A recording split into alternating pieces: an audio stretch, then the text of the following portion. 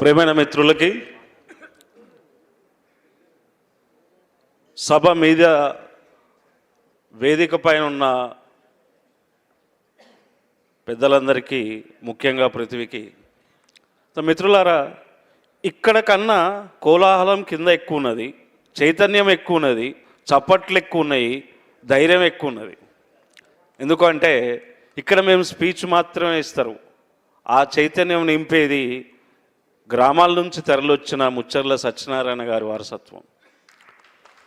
మిత్రులారా, ప్రజలందరికీ చాలా చరిత్రని ఎప్పుడు చాలామంది పెద్దవాళ్ళు మాట్లాడినట్టు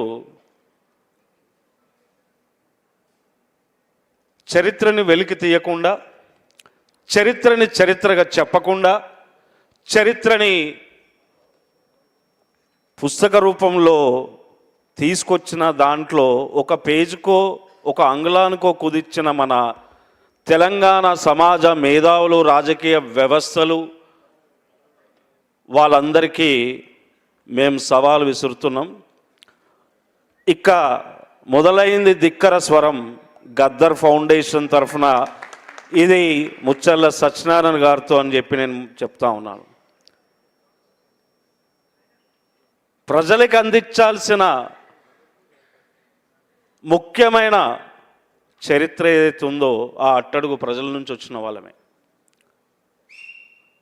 ఆ గోసి కట్టినా, గజ్జలు కట్టినా, గొంగడేసినా, కర్ర పట్టినా, సాము తిప్పినా, సెలకల్లో కోతలు కోసిన అవి సబ్బండ వర్గాల నుంచి, అట్టడుగు ప్రజల నుంచి. ఆ ధిక్కార స్వరాలు ఏవైతే ఉన్నాయో ఈరోజు ఆ రోజు ప్రభుత్వాలని గడగడలాడించినాయి. ఈరోజు కూడా అదే రూపం ఇక్కడ డాక్టర్ సంగంరెడ్డి, పృథ్వీరాజ్ చౌహాన్లో కూడా కనిపిస్తున్నదని మీరందరూ ఈ నిదర్శనం. ఎందుకంటే పృథ్వీ నేను వచ్చినప్పటి నుంచి పిలుస్తూనే ఉన్నాడు, కానీ నేనెందుకు కింద కూర్చున్నా అంటే ఆ ప్రజల్లో ఉండి మాట్లాడే ఈ వేదిక పై నుంచి ఇచ్చే సందేశాన్ని ప్రజలతో రిసీవ్ చేసుకోవడం నాకు చాలా ఆనందంగా ఉంది.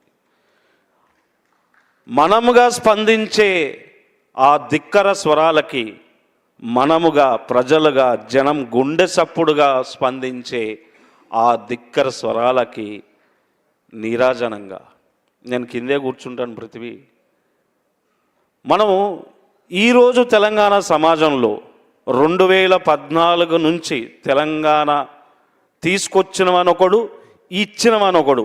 అంటే ఒకడు గుంజుకొచ్చిండట, ఒకడు బిచ్చం వేసిండట. ఇదే ఇద్దరు మాట్లాడుకుంటారు. మధ్యలో అప్పుడప్పుడు ఇంకోటి వచ్చిపోతాడు, మైబీ హూ ఢిల్లీకా అని. అది ఉన్నది వాస్తవమే. ఓడు బిచ్చం వేసిండట పార్లమెంట్లో, అమ్మ బిచ్చం వేసింది, వీడు నేను గుంజుకొచ్చినా అంటాడు. ఇంకోడు మైబీ హూ హంబీ హే లాల్ టీకా లగాకే హంబీ అని ఒకడు చెప్తుంటాడు మధ్యలో మధ్యలో. అయ్యా, మీరు వెయ్యలే, వీడు గుంజుక రాలే. ఈడ కింద కొడితే మీ ధమాకులు పార్లమెంట్లో, అసెంబ్లీలో, ఇంట్లో 24 గంటలు కొట్టి కొట్టి దుమ్ములు లేపితే, వద్దురా బాబు, అదేదో తెచ్చుకునేదేదో మనమే తెచ్చుకుందాం, ఆయనతో వీళ్ళు వేసారట, వీళ్ళ చేతులకు పోతుంది అని ఇది చేసిన కుట్రల్లో భాగంగానే తెలంగాణ తెచ్చుకున్నారు తప్ప మనకది మన ప్రజలకి, మన చైతన్యమైన ప్రజలకి మనం అమాయకంగా ఓటేసి, స్పష్టంగా చెప్తున్నాను, మనకు చైతన్యం లేదని కాదు, అద్భుతమైన చైతన్యం ఉంది, కొట్లాడే చైతన్యం ఉంది, కోతలు కోసే చైతన్యం ఉన్న మన తెలంగాణ సమాజాన్ని తిరిగి ధిక్కర స్వరాన్ని లేపుతున్న పృథ్వీకి మనస్ఫూర్తిగా శుభాకాంక్షలు తెలియజేసుకుంటున్నాను. ఎందుకంటే మిత్రులారా, ఈరోజు అందరూ మాట్లాడుతున్నాం, మేధావులు అవ్వాలి, మాట్లాడాలి. వాళ్ళు అయిపోయారయా, మేధావులు లేరు, రాజకీయ నాయకులు లేరు, త్యాగాలు చేసేటోళ్ళు లేరు, మీడియాలో రాసేటోళ్ళు లేరు. ఇప్పుడు మా ఇటువే రగన్న ఉన్నాడు అంటే నేను చెప్పాల్సుకుంది ఆయన ముందే పసిగట్టి చెప్పినట్టున్నాడు, నేనే చెప్దాం అనుకున్నా. ఇప్పుడు జై తెలంగాణ పత్రిక మనం ఇంకోరితో కాదు పృథ్వీ, మనమే మొదలు పెడదామని. అయితే నేను ఈరోజు కింద చాలాసేపు కూర్చున్న ఎక్స్పెక్ట్ చేసింది ఏంటంటే ఈ పాటికి అంటే ఆయన మీద నాకు కోపం కూడా ఉందనుకో ప్రేమతోని నేను స్పష్టంగా చెప్పిన రాజకీయ పొలిటికల్ పార్టీని ప్రకటించు, అది ప్రకటిస్తేనే రేపు తెలంగాణను కాపాడుకోవడానికి ఒక ధిక్కర స్వరం ఉంటుంది. రాజకీయ పార్టీ ఉండాలి, ధిక్కర స్వరాలకి త్యాగాలు చేసిన కుటుంబాలకు ఒక రాజకీయ పార్టీ ఉండాలి. ఈ ఏ రాజకీయ పార్టీలని వ్యవస్థలని మనం నమ్మము, వాళ్ళు మనల్ని నమ్మరు. ఆ స్పష్టత వాళ్ళకున్నది, మనకున్నది. ఇంకా మళ్ళీ ఎందుకు ఇక దోస్తానాలతోని. కాబట్టి ప్రేమైన ప్రజలందరికీ కూడా, తెలంగాణ ప్రజలకి మనస్ఫూర్తిగా నేను వేడుకుంటున్నా, ఈ గొప్ప ధిక్కర దినం ఏదైతుందో అది రాజ్యాధికార దినంగా మనం ప్రకటించుకోవాలి.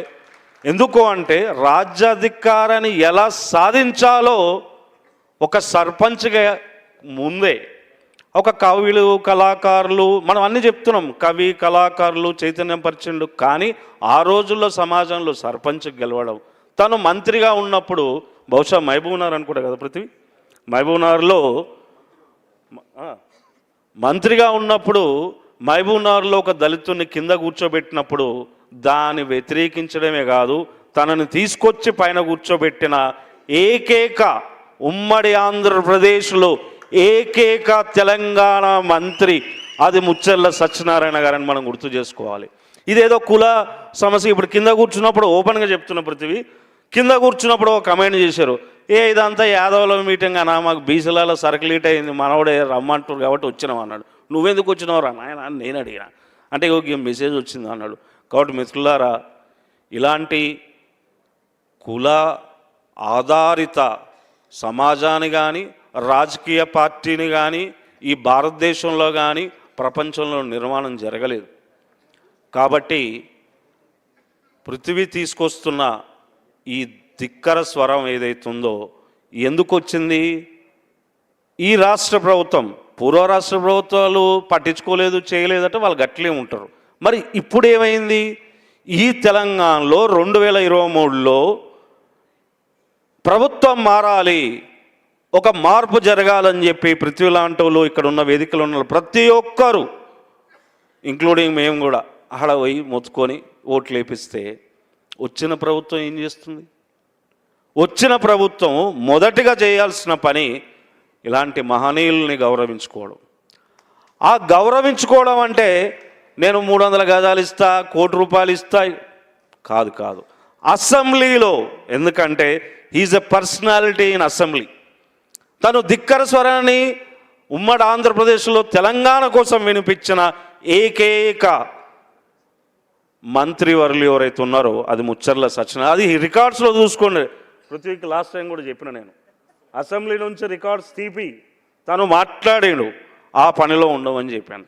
అందరికి కూడా గద్దర్ ఫౌండేషన్ ఉన్నది.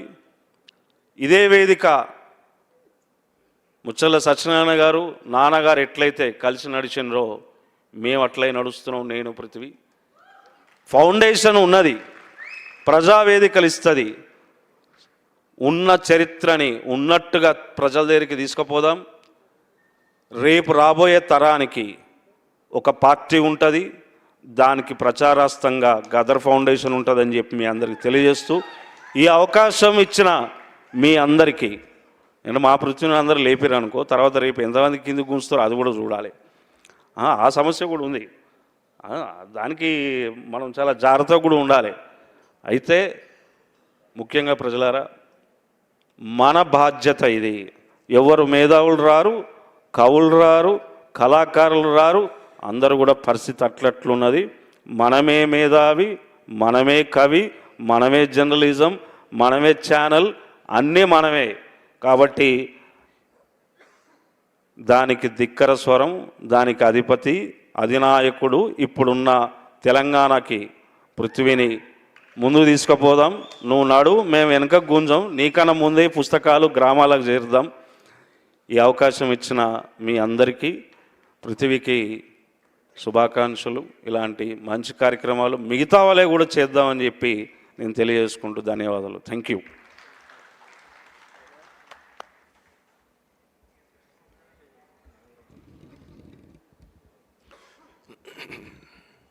ఇది ఒడవని ముచ్చట అవుతుంది.